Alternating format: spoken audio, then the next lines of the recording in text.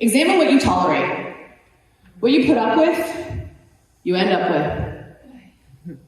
What you allow continues.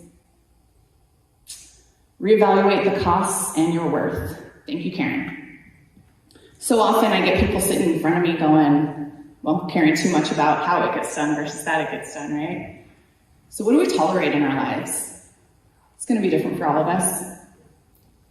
What do we continue to allow and then play victim to? We all do it. I'm a coach, I do it. I walk myself back sometimes, right? We all do it because we're human, because there's duality in life, right? What do we tolerate regularly that is creating our lives in front of us? Because moment by moment, here we are in our reality.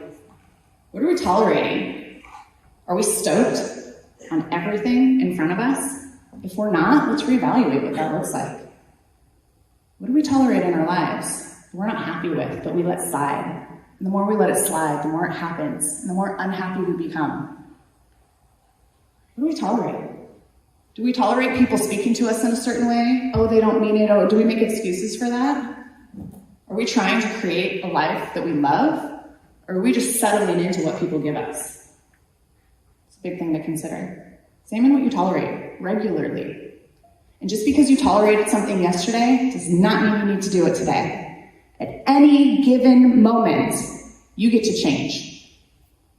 Every second of every day, you get to decide that there is a new thing that you want to implement, and you can do it right now.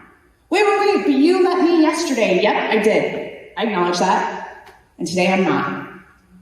And from today on, I'm not. Until I change my mind, until I know better, it'll change again. And right now, this is what I know, and right now, this is what feels better, so I'm going to do that for myself. Right? And you can only do it for yourself.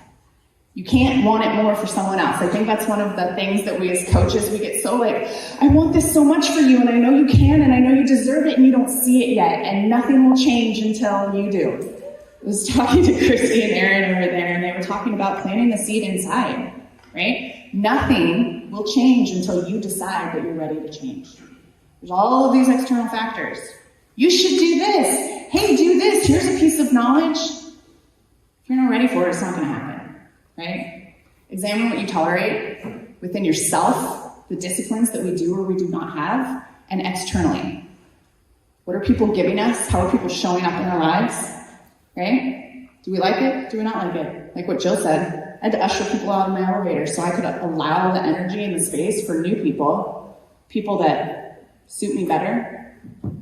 That's what I want in my life, right? Examine what you tolerate regularly.